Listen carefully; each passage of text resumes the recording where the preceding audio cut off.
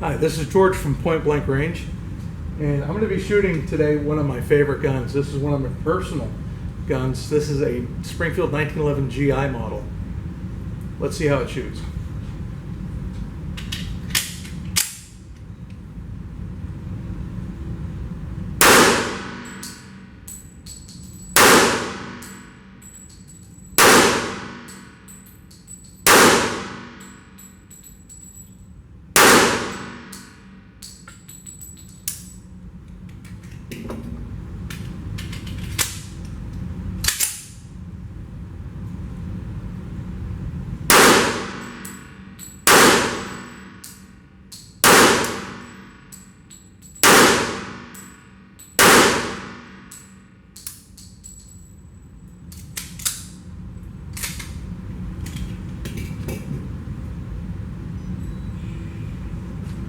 Okay, we are clear and unsafe. The 1911 is a very old design. It goes back over 100 years ago, back to 1907, where it entered into military trials for the U.S. Army against a 45 caliber Luger and a semi-auto pistol from Savage. Now, this is a great shooting gun, and I just can't recommend them highly enough. I just love these guns. This Springfield has been with me for a number of years, a long time. I've got a lot of rounds through it. You can see it's looking a little rough. But the gun really has a reputation for being, not a good choice for self-defense anymore. But let's go talk about this for a minute and go over some of the things about it, some of the misconceptions. One of the things is that they're inaccurate. Well, that's pretty dang accurate. And modern 1911s have better sights, so you're able to get even more accuracy out of them. That they're complicated, they're difficult to take apart to maintain. That's not true. It comes down to a lack of familiarization. Everybody's wanting that really simplistic gun like a Glock or a Smith & Wesson M&P, and they say that makes it better for self-defense. Well, let's go over this and show you that it's not as complicated as it seems. Let's go to my office. Okay, now that we're done shooting it, what you want to do is you want to go ahead and clean it. And we're going to show you that this is not a very complicated firearm.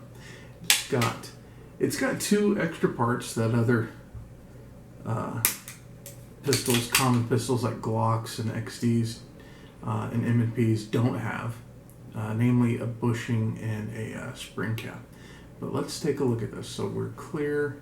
We're going to take it apart. And to take it apart, what I like to first do is put it on safe, because that's going to lock the slide and keep that slide from moving as I put pressure on it up here. So what we're going to do is we're going to depress the spring cap, and then we're going to rotate the barrel bushing out of the way.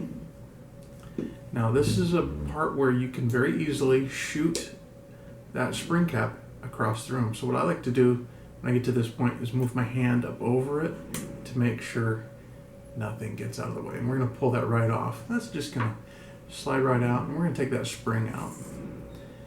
And the spring has a flat end and an end with the open coil. And I like to keep that part under the cap.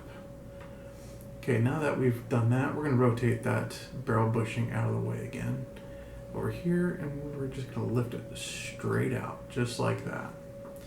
Now at this point, we can see what that barrel bushing does is it helps keep that barrel nice and centered in the slide. So we're going to go and take that off safe, and we're going to back that slide back to where the takedown notch lines up with the pin, and then we can push that pin out from the other side. Let's do that right here. See that button right there? A lot of times we call it the idiot button, because this is where you keep your finger up away from the trigger so that you don't do something an idiot would do. So we're going to push that button in. That allows us to pull that pin right on out. And now we can take that slide off. And we'll set that frame down right here. Now from this point, we've got that slide guide rod right here. We're going to take that off, set that aside, And now we've got the barrel. We're going to take the barrel out. To do that, you need to push that link forward. Unlock the barrel from the slide, and then we can slide it right out, just like that. Now this is how this mechanism works. What allows it to tilt and untilt in the frame is that little link. And we're going to put that link back here, and we can put that slide pin right through there, and we can see that when the barrel and slide moves together, it's in the battery, and now it's unlocked from the slide, ready to be reloaded. So very simple little mechanism. A lot hinges on that little link.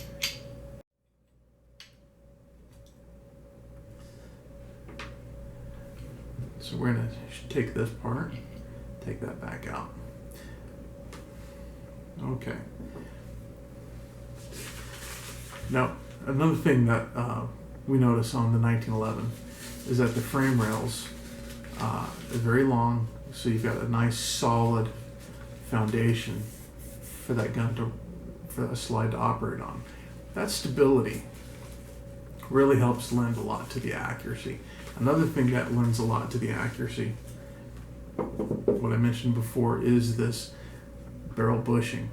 Now the barrel bushing has a little tooth on the outside of the bushing here that lines up with a groove on the inside of the slide, which is what allows us to lock that into place so it's nice and solid. Now with that in place, it helps that barrel be centered, so that's a good factor in the accuracy. The other thing that's a factor in the accuracy is the way that the barrel locks up inside the slide. We can see inside there some grooves that matches these lugs on the top of the barrel, and that's how that barrel locks and unlocks. And when the barrel and the slide move back, that link allows it to rotate and kind of rotate down, and that pulls these blocks out of the grooves to let it lock and unlock. So this is a very simple mechanism. And like I said, this goes back over 100 years, and it can be a little bit to learn, more than a Glock, but it's really not all that complicated. The complicated bit gets into what most users will never have to worry about, which is the sear mechanism underneath the safety in here in the frame. And we really don't have to worry about that for the most users. We have a gunsmith in both point blank range locations, so if there's anything that has to be taken care of, we can take care of that for you underneath there. Most users do not have to worry about that. To reassemble this pistol, it's very simple. We're going to put that barrel back in. Again, make sure that the link is forward so it fits in here and it locks into place just like that. Now what I'm going to do, I'm going to lift that link up and I'm going to hold this right here and I'll put that right there. And then with my thumb, to keep it in position, I'm going to slide this right back onto the frame rail. Just like that. Now I'm going to come back all the way. And when it comes back all the way, it helps me position the pin. So what I'm going to do is I'm going to put it forward like that. It's to hold that barrel link in place.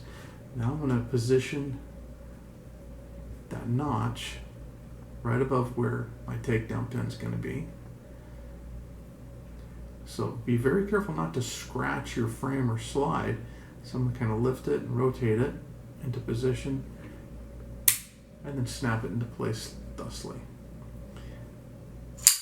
Now I'm going to pull that forward, and since I'm going to be putting pressure back on the slide, I'm going to put it back on safe again because that locks the slide. So now with that in position like thus, I'm going to put that barrel bushing right back here. Okay, and once it's on there, then I can rotate it over here so it's completely out of the way, so I can put that spring back in. So we're going to put that spring back in, and that goes right over the guide rod that's inside there. And then the cap, again, this is where you could really easily shoot it across the room. So we're going to push it down and rotate it into position like that. And there we go. Now we're going to function check it. And to function check a 1911, first thing we're going to do, I'm going to take it back off safe, and I'm going to rack that slide back a few times, make sure it feels like it's operating the way it should be. Now I'm going to put it back on safe, and I'm going to pull the trigger to make sure that the hammer does not go forward. And we can see that the hammer does not go forward. Okay, now what I'm going to do is I'm going to get my hand away from the beaver tail grip safety, and I'm going to pull the trigger again. Okay, that's working. I'm going to take it off safe, and I'm going to pull the trigger, not touching the beaver tail. We're going to make sure that that beaver tail safety is working just fine. So with the grip safety working, now we're going to go ahead and disable the grip safety by gripping the gun, and we're going to pull the trigger again. And I'm going to put my thumb right here to make sure it, there we go. You can see that the hammer dropped. And that gun is now functioning the way it should. So a very simple mechanism, easy to field strip. It's just a little bit more complicated than your Glock, but a lot of guns are. So really the only two extra parts that this gun has is a barrel bushing and the recoil spring cap. Not a very difficult mechanism to get to know.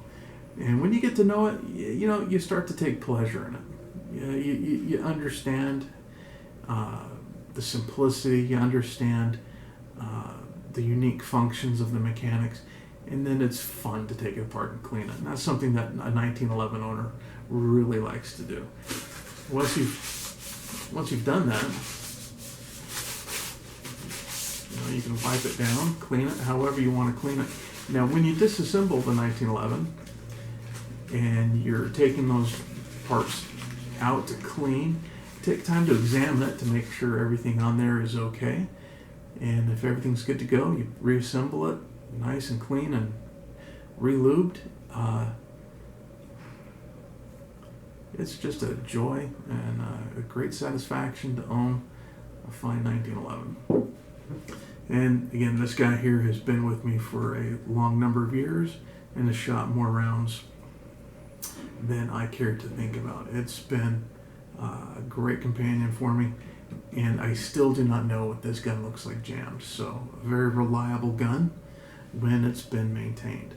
Now, a lot of people say, well, it's maintenance intensive. Well, yeah, so's an AR-15, but we give the AR-15 a pass because with the AR-15, we've come to understand the mechanics of it and how the parts function with each other, so we can take it apart and maintain it easily because we're familiar with it. The 1911 is the same way. Once you get familiar with it, it is easy to maintain. And like an AR-15, it likes to run well lubricated, so you need to use some gun oil on it, unlike a Glock, which thrives on neglect, and that's fine for a Glock, but a Glock doesn't give you that sense of pride of ownership like a good 1911 does. And you can see this old Springfield has had a couple modifications to it. A new beaver tail grip safety, a commander style hammer, and some trigger parts. But you can modify it and really make it your own. I've replaced the wood grips with some grips from Ergo Grip to enhance the way it feels and the way I interface with the gun. So there's a lot of things that you can do with the 1911, just like you can do with the Glock and a lot of other pistols. So this gun, being old, outdated, ancient, outdated, and obsolete, is just not true. These guns are workhorses and will work for a very long time if you keep it maintained. So that's some of the fun of having a 1911, is that maintenance, is being able to take care of it. And one of these days, maybe we should have a class on getting into the guts of the 1911, because that's fun too. All right. Well, thanks for joining me today, and hope you learned something. Talk to you guys later.